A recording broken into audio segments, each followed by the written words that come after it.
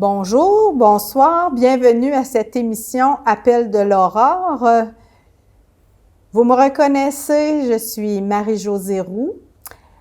J'ai invité pour vous cette semaine une personne que vous avez déjà vue à cette émission, mais que ça faisait longtemps qu'on avait hâte de revoir. Bienvenue Stéphane Blackburn. Merci. Stéphane, tu es toujours Père Noël. Oui, oui. Mais tu es toujours aussi prof de philo au cégep de Thetford Mines. Oui.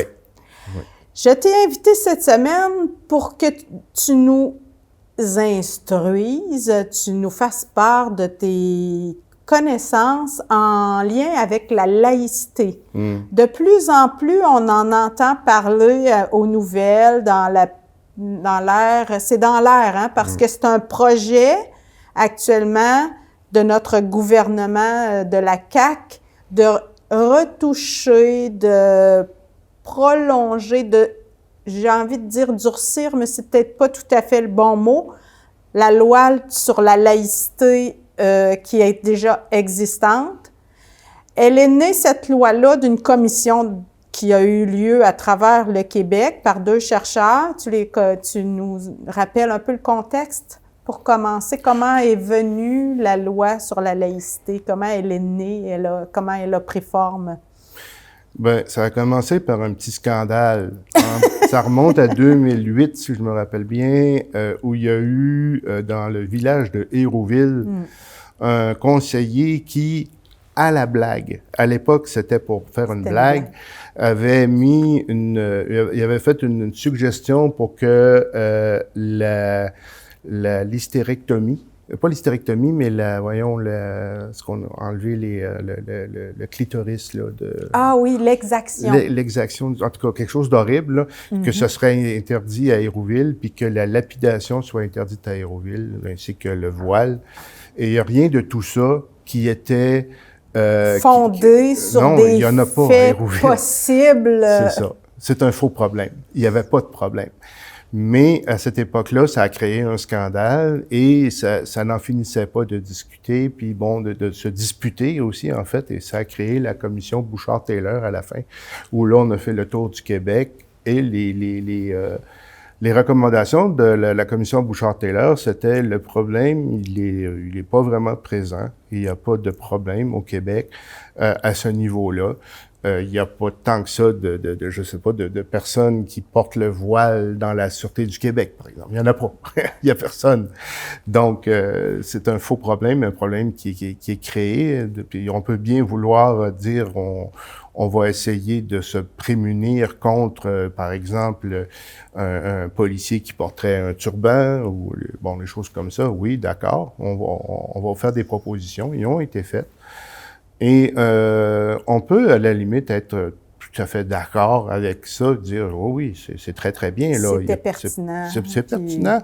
Pas dans le sens où c'était nécessaire à ce moment-là, il n'y avait pas vraiment de problème, mais on peut voir venir, par exemple, le fait que les musulmans sur la planète sont de plus en plus nombreux, sont pratiquement aussi nombreux que les chrétiens aujourd'hui.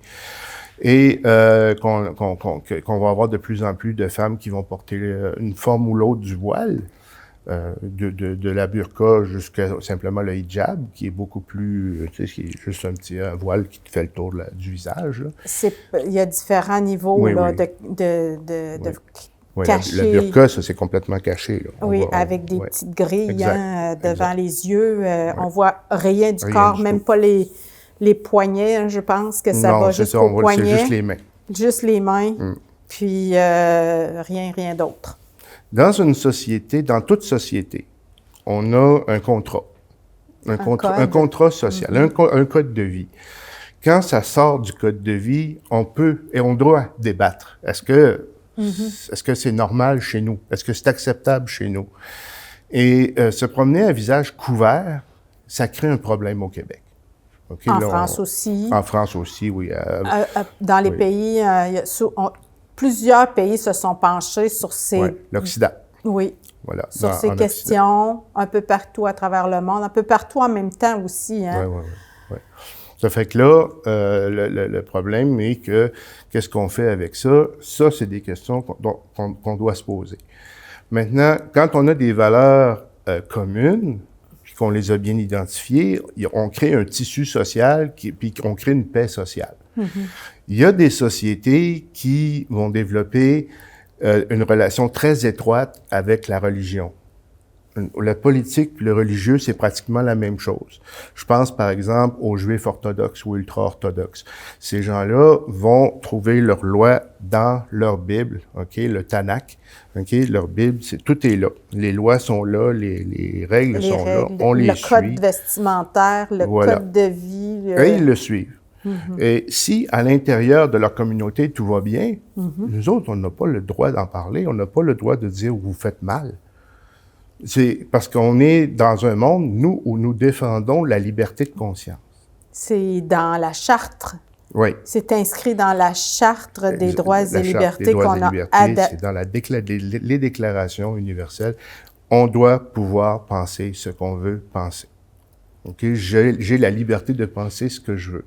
Alors, à ce moment-là, je peux être en désaccord avec toutes sortes de choses ou en accord avec toutes sortes de choses. J'ouvre une parenthèse pour te dire que dans mes classes, je fais faire une échelle de valeur à mes étudiants pour leur faire la démonstration qu'il n'y en a pas deux qui ont la même échelle de valeur. Ça, c'est personnel, c'est à chacun, ça leur appartient, c'est à eux. C'est tellement vrai, je m'excuse Stéphane, c'est tellement vrai que même ça varie au fil du temps pour la même personne. Oui. Ah oui, une échelle de valeur, ça se construit de jour en jour aussi, ouais, selon ce qui t'arrive. Voilà. Alors, dans une société où on va avoir ce qu'on appelle une théocratie, c'est-à-dire que c'est Dieu qui mène tout, si entre eux, les gens mènent une vie qui dérange pas le voisinage, je veux dire, qui sont entre eux, ça leur appartient, là. S'il y a une paix sociale, s'il y a une unanimité, un consensus, une légitimité du gouvernement en place. Entre eux, oui, voilà. Comme en Iran, ça va pas bien parce que la légitimité du gouvernement théocratique n'est pas là. Il y a des gens là qui se libèrent de la théocratie, qui se libèrent de ce gouvernement religieux-là. On a une révolution qui est en cours, comme une contre-révolution par rapport à 79, où le gouvernement religieux s'était mis en place. Fait que là, il n'y a plus de légitimité, donc il y a un problème. On peut dire au Québec qu'on a vécu un peu ça, là. Il fut un temps où le clergé, où l'Église était très présente, était politiquement très lié au pouvoir, était très impliqué. Les curés disaient en chair carrément pour qui il fallait voter. Il y avait beaucoup il y avait un consensus, une espèce de coalition entre le pouvoir religieux et le pouvoir politique. C'est un peu ça aussi. C'est la Révolution tranquille, finalement, qui nous a permis petit à petit de voir clair dans cet état de fait-là, puis de, je dirais, corriger certaines... Deux cas. Le premier cas, c'est en France, c'est en 1789. Avant 1789, le roi puis le cardinal étaient main dans la main, puis le cardinal avait pratiquement autant de pouvoir politique que le roi. Et en 1789, il ne faut pas imaginer un mouvement anti-religieux. La révolution qui a eu lieu à ce moment-là, c'était ouvertement pour retirer le lien entre religion catholique de l'époque et le pouvoir politique. On séparait les deux, puis là, on disait, la religion s'occupe d'elle-même, mais ne fait plus de politique. Et le politique, on sort de la monarchie, puis on s'en va en démocratie, en république. Bon. Et le but, et c'est écrit comme ça, c'était de permettre aux gens de croire en ce qu'ils veulent et de ne pas croire. Ah oui, parce que c'était pas possible avant ça de ne pas croire. Exact. Là, on peut ne pas croire ou croire en ce qu'on veut. C'était une invitation, en fait, à l'ensemble des religions à entrer en France, à présenter ou à vivre, puis et à vivre en paix. Bon. Au Québec, c'est beaucoup plus récent, là, mais en France, ça a continué. Hein? Je vais dire, la chicane a continué, les débats ont continué. On a une loi qui date du début du 20e siècle, là, qui est en cours de débat encore aujourd'hui. Puis c'est pas tellement sain, c'est assez tendu, c'est difficile. Au Québec, c'est ça, ça remonte au duplessisme, hein? Milieu du 20e siècle. Puis là, monsieur le curé avait énormément de pouvoir. C'était puis du pouvoir politique, comme tu disais. Et là, à un moment donné, il y a eu ça, cette coupure-là, là, ça va faire, c'est assez. OK? Mais avant ça, il faut bien comprendre que dans une société où la religion prend énormément de place, donc un système moral autoritaire, c'est facile de ne pas avoir besoin de penser beaucoup parce que ce qu'il faut penser est très clair. Donc, on n'a pas besoin de s'inquiéter. Puis, ça fait l'unanimité. Le prof pense comme ça, le curé pense comme ça, les parents pensent comme ça, les voisins pensent comme ça. Donc, c'est ça. Fait que quand je parle de tissu social ou de contrat social, c'est tissé serré. Donc, quand quelqu'un pense pas la même chose, il est mieux de se tenir debout. C'est ça. Il se tient douette puis il fait attention, c'est ça. Fait que, tu sais, mais par contre, quand à un moment donné, c'est la génération de mes parents, on dit, bon, ben là, ça va faire. Oui. Ce que je dis souvent aux gens, c'est, il faut bien comprendre que mes parents sont allés dans une école où les seuls profs qu'ils rencontraient, c'était des femmes voilées. C'était des religieuses. Oui. Les religieuses étaient très, très, très voilées. Et ça les a pas empêchés de s'en libérer, de dire, comme société, on veut plus de ça. Donc, c'est pas tellement une prison si horrible que ça, parce que quand à un moment donné, on dit ça suffit, on le dit, ça suffit. Et ça a pas donné une révolution violente. Ça a donné une révolution peace and love.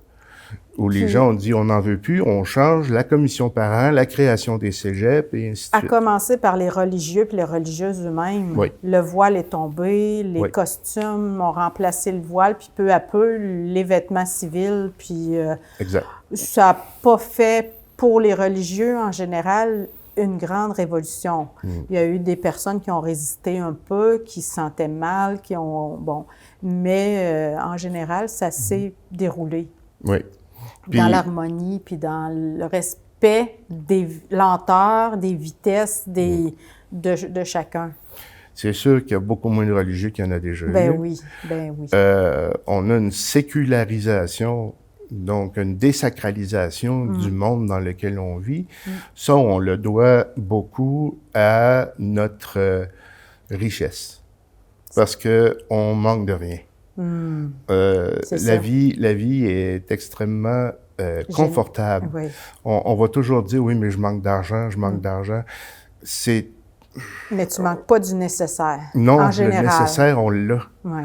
Et puis, on a même beaucoup de superflu. Oui. Puis, on le veut, le superflu, parce qu'on a la propagande qui joue là-dessus. Puis tout c'est ça. Mais on n'a plus autant, on ressent plus comme être humain tant le besoin du sacré.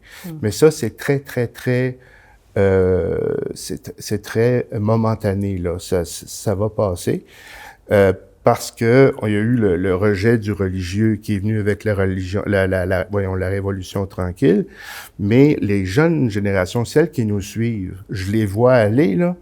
Oui, toi, tu es proche. Oui, exactement. Puis je les vois s'ouvrir aux religions, chercher quelque chose, puis ils sont pas anti-religieux comme le sont les gens de notre âge ou un peu plus jeunes et leurs parents. Voilà. Alors que, non, les jeunes reviennent vers ça. C'est une terre qui n'a pas été du tout, je dirais, fécondée, qui n'a pas été ensemencée, qui est un peu, je dirais, vierge, parce qu'ils ne sont pas contaminés par tout le discours anti-religieux que tenaient leurs parents et grands-parents, bien souvent. Il y a beaucoup d'agressivité. Beaucoup de blessures aussi, parce que ça a été blessant pour des gens, le régime autoritaire. Oui. Mais si on revient à la loi de la laïcité, concrètement, elle consiste en quoi en ce moment? Bon. Son but, c'est de faire en sorte, je vais prendre juste les éléments les majeurs, assurer une liberté de pensée et de conscience. Donc, tu fais dans tes croyances, dans tes valeurs, ce que tu veux, OK? En autant que tu respectes les lois, OK? Que tu sois un bon citoyen, une bonne citoyenne, OK? Puis aussi, on veut visage découvert. Bon. Là, on a commencé à empêcher l'exposition de certains signes religieux, notamment dans les écoles primaires et secondaires, ce qui relève du ministère de l'Éducation. Le ministère de l'Enseignement supérieur, lui, c'est autre chose. Cégep, université, c'est autre chose. Donc, pas de voile, pas de signe, pas de croix trop visible. Ça peut être une petite croix dans le cou, très discrète, ça va, mais c'est assez pointilleux. De mon point de vue, puis du point de vue aussi des messieurs qui se sont occupés de la commission là, qui était partie en 2008, Bouchard et Taylor. C'est à quelque part un faux problème.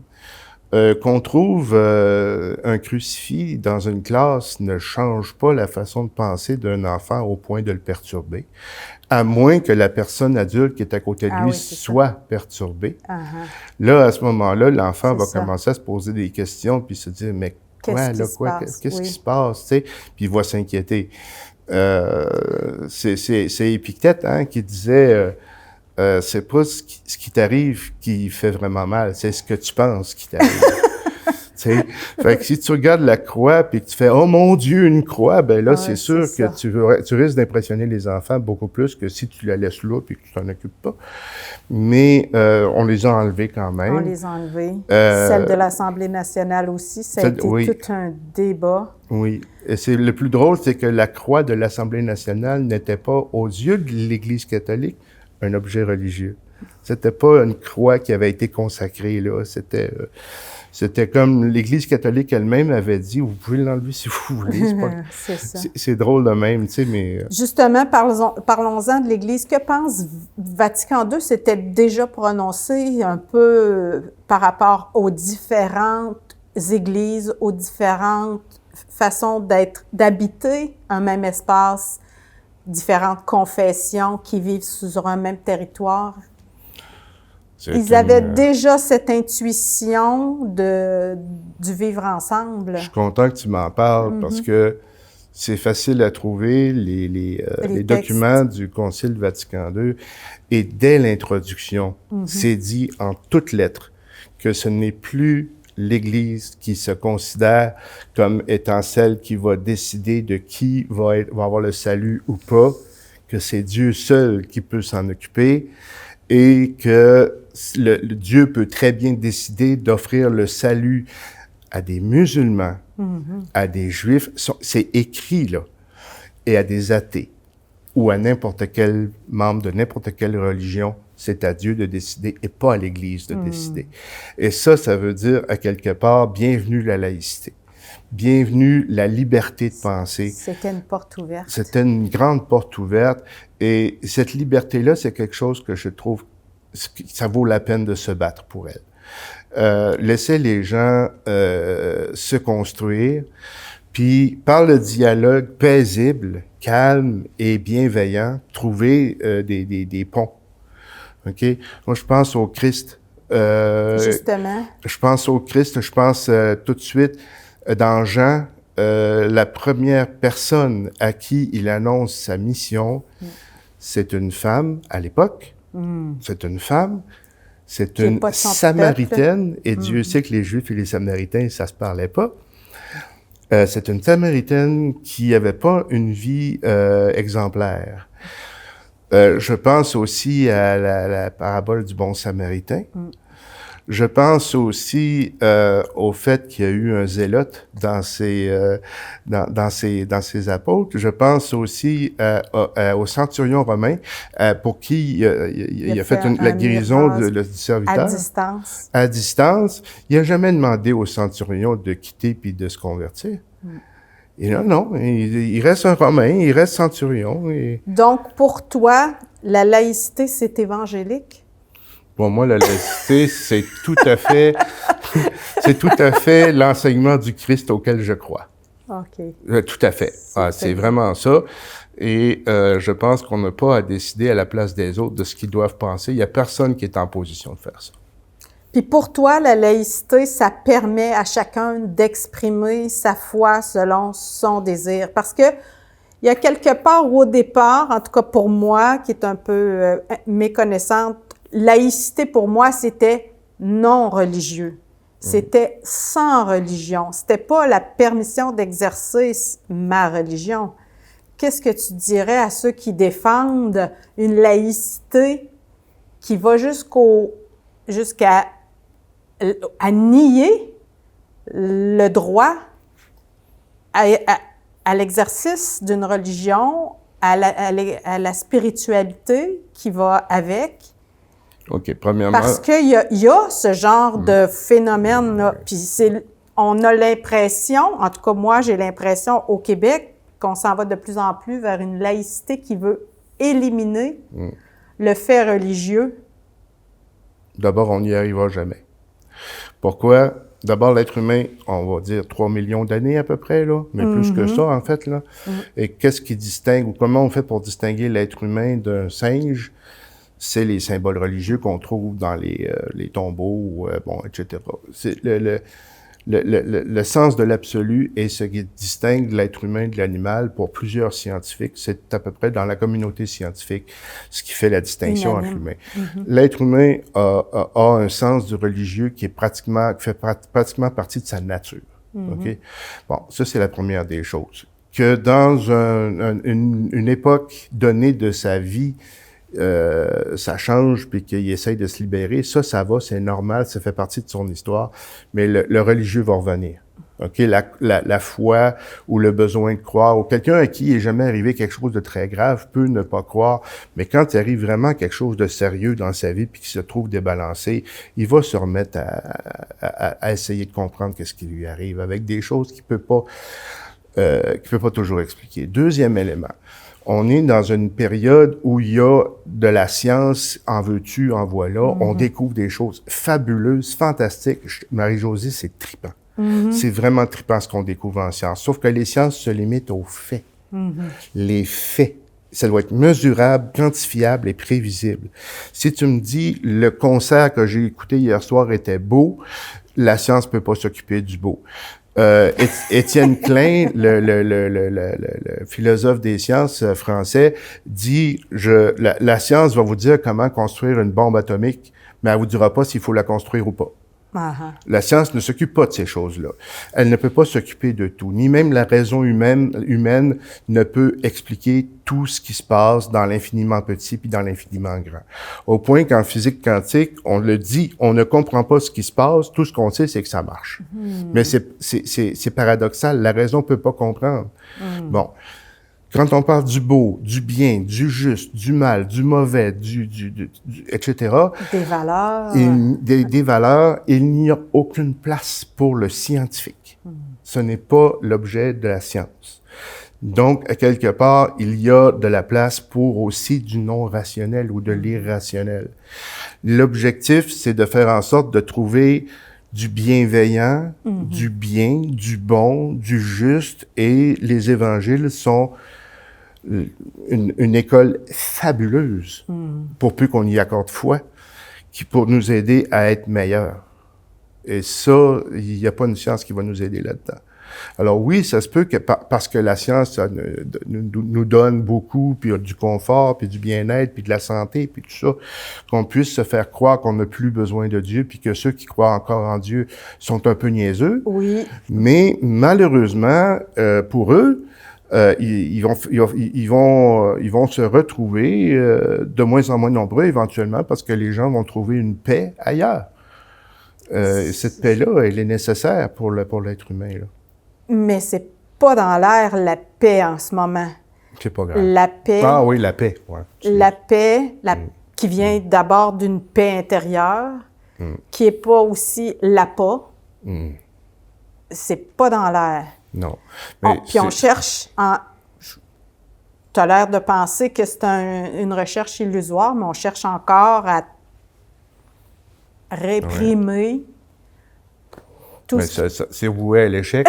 Regarde ce qui se passe au sud des États-Unis, là, oui, oui, oui. avec des églises qui abusent le monde, avec des valeurs qui sont à l'inverse du christianisme.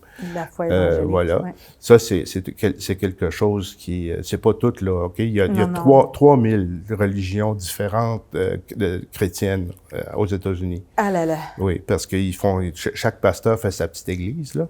OK? Puis ça, ben, ça leur appartient. Nous, on a l'Église catholique où il y a 1 milliard, qui a plusieurs centaines de millions d'individus. Alors, c'est sûr que tu vas avoir une énorme quantité d'échelles de valeurs différentes qui essayent de communiquer ensemble. Ça va, ça. Ça, c'est correct, c'est normal.